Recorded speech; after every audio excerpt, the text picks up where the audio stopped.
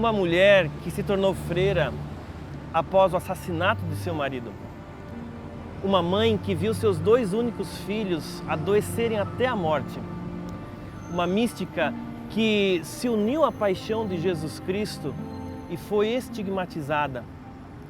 Uma santa que, mesmo após a sua morte, teve o seu corpo incorruptível até os dias de hoje. Margarida de Cássia, ou mais conhecida como Santa Rita de Cássia, é uma santa para os nossos dias. Mas quem foi esta mulher? Por que ela é considerada para nós católicos como santa? E por que ela atrai até hoje devotos no mundo inteiro? Meu nome é Robert, eu sou teólogo e tenho uma imensa vontade de conhecer mais sobre a nossa fé. E se você quiser me acompanhar, nós vamos hoje, pela Rede Católica da Igreja, conhecer um pouco mais e investigar a vida daquela que é conhecida como a Santa das Causas Impossíveis. E para isso nós iremos conhecer e visitar o Santuário de Santa Rita de Cássia, aqui na cidade de Curitiba, no bairro Auer. Quem irá nos receber será nosso amigo Padre Anísio, que é reitor deste santuário e conhece muito bem a história dessa nossa querida santa. Vamos lá? Neste jardim foi semeada Rita de Cássia, rosa flor, que deixou tudo nesta vida, porque entendeu o que é o amor. Então, Padre Anísio, a gente está aqui no santuário de Santa Rita, né? E me encantei com a beleza da igreja, os painéis, e a gente queria saber quem é Santa Rita? Santa Rita de Cássia, ela nasceu em 1381, numa cidadezinha bem perto de Assis, da cidade de São Francisco, que talvez é um dos santos mais conhecidos da igreja, fica na região da Úmbria, aqui no Brasil nós podíamos chamar de estado, e na verdade ela nasceu em Roca Porena, que é uma rocha porosa que fica mais no alto, perto de Cássia. Ela ganhou o título de Santa Rita de Cássia, porque depois ela entrou num mosteiro agostiniano em Cássia, aí ela ganhou o título de Santa Rita de Cássia. Ela foi Rita, Marguerita, nós poderíamos dizer, né? Ela tem o nome de uma flor, a margarida. Rita viveu todos os estados que uma mulher pode viver. Ela foi filha, foi esposa, mãe, viúva e ainda religiosa consagrada. Santa Rita é conhecida como a Santa das Causas Impossíveis, né? E é uma santa que tem uma devoção muito grande no mundo inteiro. Mas uma santa não se faz pronta. Uma santa, ela tem uma vida que nasce dentro de uma família, né? Como é que então eram os pais e que tipo de influência será que os pais de Santa Rita tiveram nessa vida de Santa Rita e nessa santidade que ela viveu? Robert, eu não tenho dúvidas que quem formou o caráter de Santa Rita e participou ativamente na sua santidade foram seus pais. Os seus pais, eles estiveram casados por 18 anos sem ter filhos. E eles pediram a Deus esse dom. Então, quando Marguerita nasceu, quando Rita nasceu, que foi depois um apelido, foi uma grande bênção de Deus na vida deles. Foi uma verdadeira flor, por isso que o nome dela também é o nome de uma flor. Alguns dizem que é de pérola, de uma pedra preciosa, mas a influência dos pais foi vital na santidade de Santa Rita de Cássia. Vale lembrar que os pais de Santa Rita, eles tinham uma função primordial, principalmente lá em Roca Porena, naquela região. Naquele período não tinham advogados, nós não tínhamos uma justiça mais sistematizada como temos nos dias de hoje. Eles eram os juízes de paz, ajudavam a reconciliar as famílias, sempre estavam nos lugares onde tinha mais conflito para amenizar. Claro que eles traziam tudo isso para casa. E Santa Rita, então, aprendeu junto com os pais a ser também uma mulher da reconciliação, a mulher da misericórdia.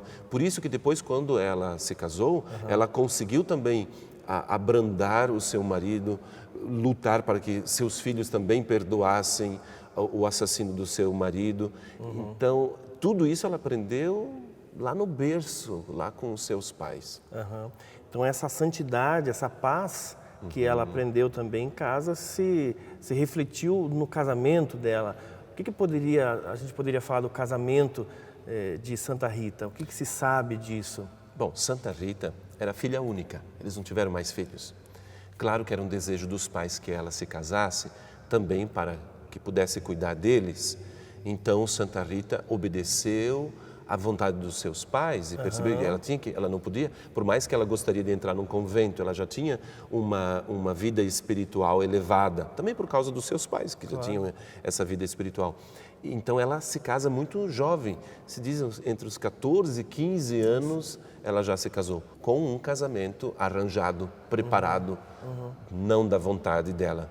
Santa Rita mostra isso, né, de que é possível viver às vezes numa situação difícil no seu casamento, né? Me parece que pela história, então, houve um assassinato do marido de Santa Rita, né? Talvez por uma conjuntura da época, e ela toma uma decisão, então, de entrar no mosteiro, não é isso? Como é essa decisão? É interessante isso, que o nome do marido de Santa Rita era Ferdinando, alguns chamam de Fernando, mas era Ferdinando, que é um nome muito comum também na Itália.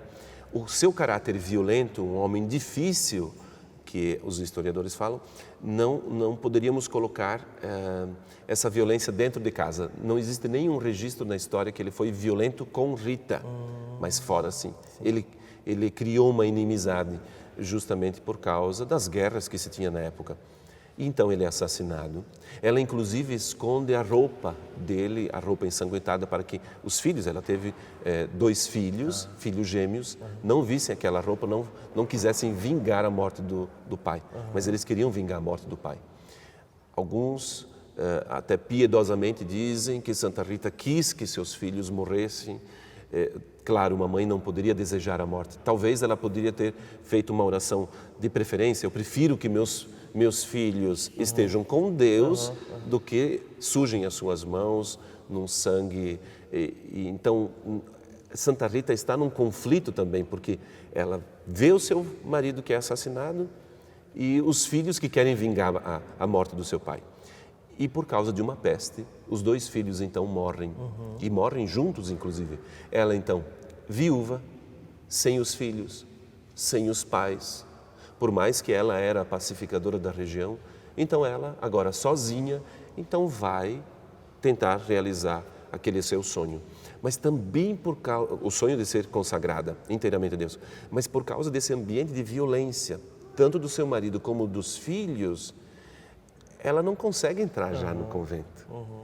Ela bate a porta e negam a primeira vez, negam a segunda vez, e na terceira vez ela pede ajuda dos santos dela de devoção, e ela consegue entrar. Mas mesmo assim com muita dificuldade dentro do próprio mosteiro, porque Rita era muito conhecida na região.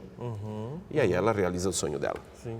É interessante, né? Porque o senhor falou que ela deve ter se casado em torno dos 16 anos, talvez mais uns 18, é isso, de casado? 18 de casado. Então, uns 32, quase 35 anos, que ela se vê então sozinha no mundo, viúva, e toma uma decisão de iniciar uma nova vida. Quer dizer, para mim também é um exemplo de santidade, isso que não importa a idade da pessoa, mas ela deve ir atrás daquilo que é a vontade de Deus para ela, né? Realizar o sonho que está no coração. Está certo isso? Com certeza, Robert. Agora, uma coisa muito interessante que Santa Rita não é que ela chegou a um estágio de santidade lá quando ela foi consagrada, quando recebeu um estigma. Não, ela procurou ser fiel a Deus, aceitando aquele casamento.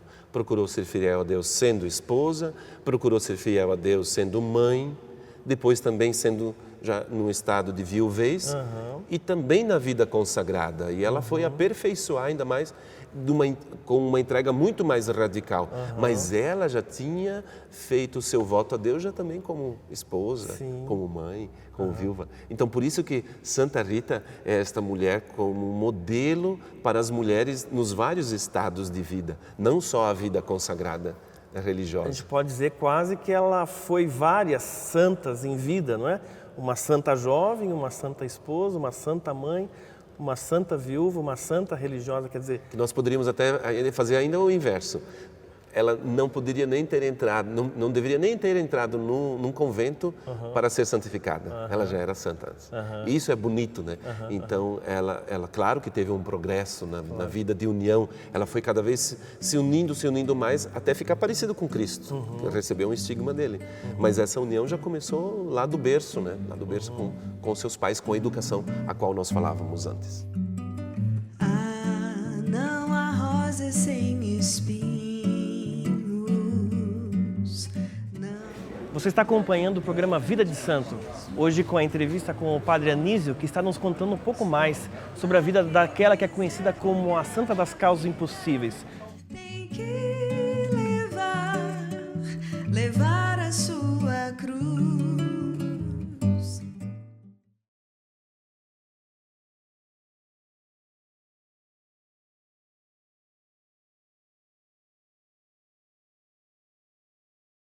Fostes a rosa preferida, ó Santa Rita de Jesus. Estamos de volta com o nosso programa Vida de Santo, contando a história de Santa Rita de Cássia, a Santa das Causas Impossíveis. Sofrer e amar levando a cruz. Sofrer e amar levando a cruz. Uma coisa que eu li da vida de Santa Rita e me chamou a atenção, e o senhor comentou também, mostrando o santuário para a gente, é o fato de que ela foi testada na obediência da vida religiosa ao regar um pedaço de galho seco, né? E miraculosamente brotou então uma flor e as uvas, né? É isso mesmo? Isso mesmo. Então, quando pela terceira vez que ela conseguiu entrar no convento, contam-se histórias que de repente as irmãs estavam rezando, ela apareceu lá, várias histórias que se fala como ela conseguiu entrar no convento. Bom, ela conseguiu entrar no convento. Naquela época não se tinha psicólogos ou alguém para fazer um acompanhamento vocacional para ver se tinha vocação ou não. Então se faziam testes. E esse foi um dos testes que a superiora fez. Pediu, para testar a sua obediência, pediu para que ela regasse então um galho seco, e desse galho tiveram uvas belíssimas, e inclusive nós temos um parreiral aqui no santuário que faz lembrar este milagre.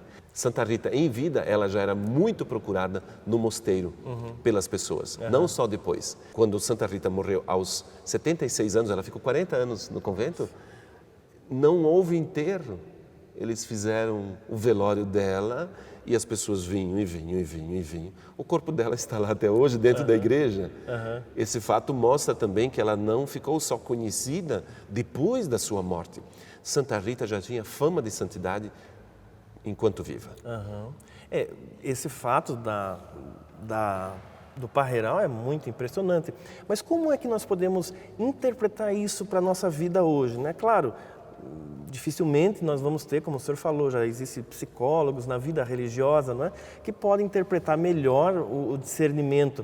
Mas como vivenciar essa obediência que Santa Rita teve a ponto de regar um pedaço seco? Mas como é que nós, eu como pai de família, o senhor como sacerdote, cada um dentro do seu estado de vida, como é que pode viver essa obediência a Deus? A origem da palavra obediência significa escutar, ouvir. Então, Santa Rita percebeu nos seus pais a voz de Deus, percebeu na comunidade a voz de Deus, percebeu também naquela superiora que pediu uma coisa absurda, a voz de Deus. Então nós, a nossa vida, nós também temos que perceber também nas pessoas que têm autoridade também, que trabalham conosco, também perceber a voz de Deus. Ontem até eu li um artigo muito interessante que falava que nós não temos jovens rebeldes hoje porque não tem quem peça alguma coisa para eles ou quem exija algo deles. Então talvez nós estamos numa crise não de pessoas que obedeçam, mas de pessoas que saibam comandar. Entendi. Uma crise mais de liderança do que de obediência. A nossa crise talvez seria de liderança e não de obediência. E Santa Rita, na verdade, nos mostra como é que nós podemos ouvir a voz de Deus e como se pode frutificar depois essa obediência. É interessante como o senhor fala assim, porque a questão da liderança se fala não somente daquele que está à frente, mas daquele que serve, né? A liderança de Jesus está aí para demonstrar. Ou seja, Santa Rita também, ela hoje, vamos dizer assim, é uma grande liderança, né? Uma liderança espiritual, alguém que é modelo para nós, mas ela viveu a obediência escondida também, né? Ou seja, ela passou pelo processo de Jesus também, não é? Aí é que está o segredo. Você só pode ser líder se você é obediente. Então eu só posso comandar se eu escuto a voz de Deus. Ele é o líder por excelência, né? Ele é o servidor por excelência. Então ele nos ensina que a verdadeira liderança é aquela que serve. Muito bacana. Então a crise está justamente em termos bons líderes, mas também bons ouvintes da voz de Deus. Né? O fato interessante de Santa Rita é que nas imagens dela aparece o estigma, não é? Ou seja, ela tem na sua fronte um espinho, é isso? Como é que aconteceu isso? Como ela se deu esse fato de ser estigmatizada? E o que é isso? O que é ser uma estigmatizada? É interessante que ela é a primeira santa, a primeira mulher a receber um estigma, depois de Francisco de Assis, na mesma região, inclusive. Né? E é muito interessante como tem esses elementos da natureza. Né? Francisco que chamava a lua, a água de irmã, e depois com Santa Rita também, com tantos elementos da natureza, as abelhas, a rosa, o figo, o parreiral, também elementos da natureza.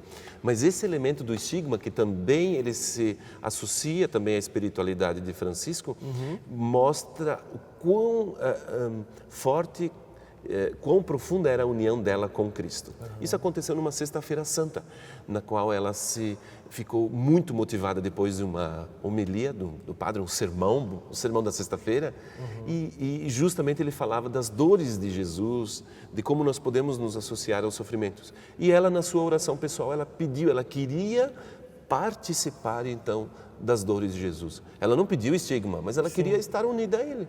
E essa união não é que saiu um espinho, foi para a testa dela, não foi algo de fora para dentro, mas algo de dentro para fora, né? Que brotou de dentro dela, da sua união com Cristo. Tanto é que por mais que nós tenhamos imagens modernas com ela, com o crucificado, historicamente não foi com um crucifixo, mas foi com uma pintura na parede. Com uma pintura na parede.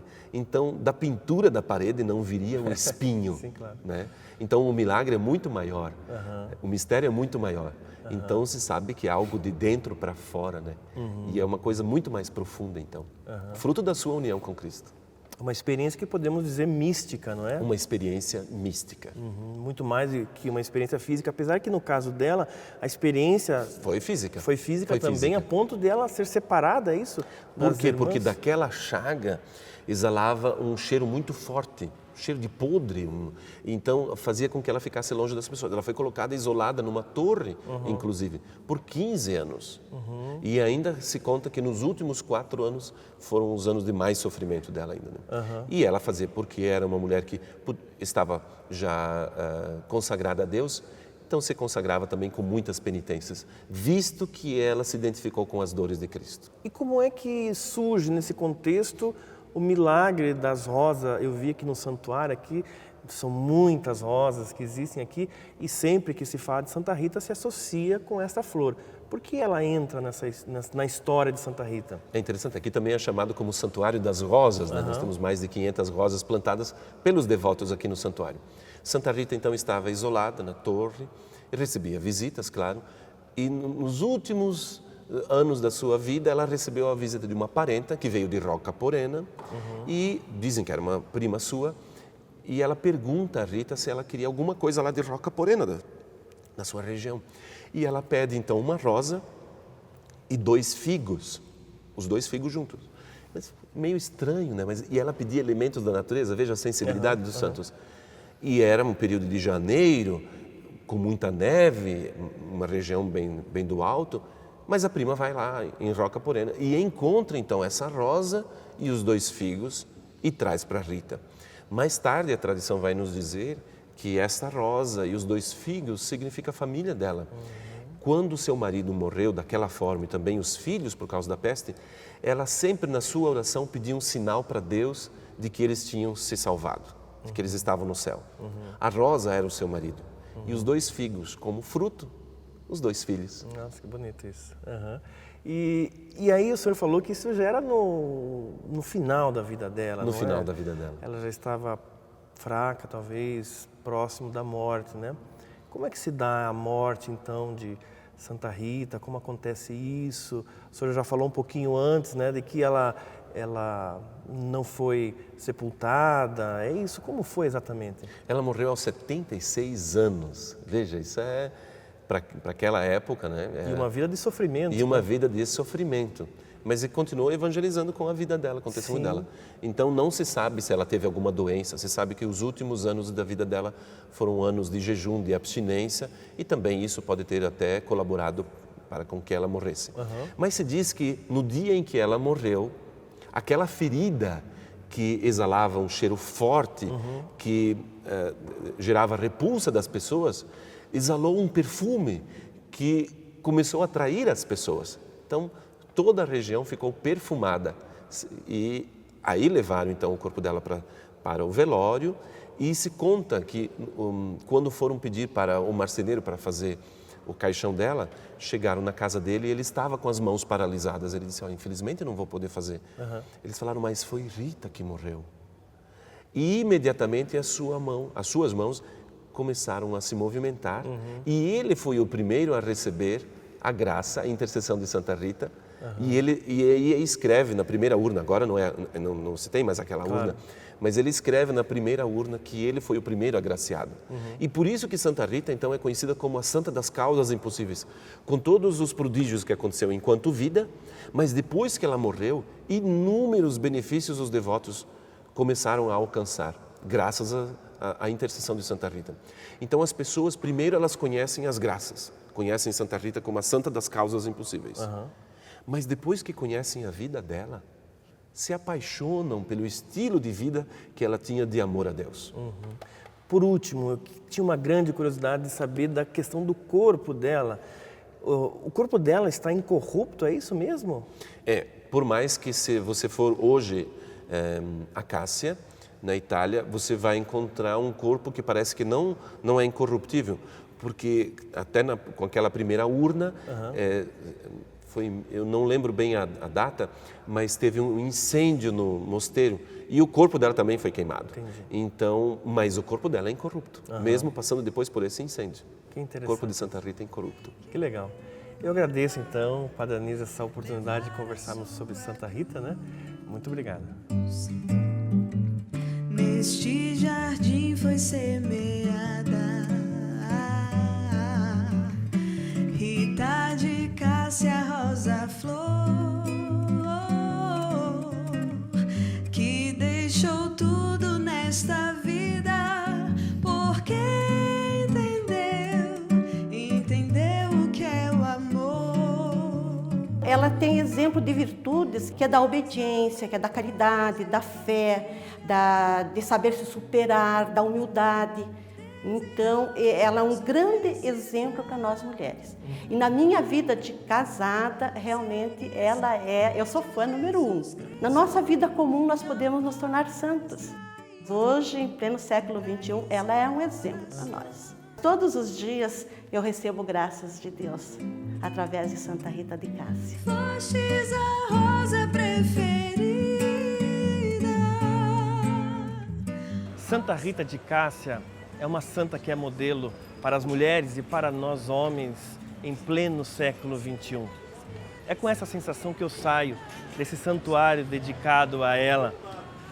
E nesse programa nós podemos investigar e conhecer melhor a vida desta santa que não é apenas uma personalidade histórica, mas é alguém que ainda hoje mexe com a emoção e com a vida de milhares de pessoas ao redor do mundo inteiro. Santa Rita de Cássia, rogai por nós. Ensinas-me lição de vida, sofrer.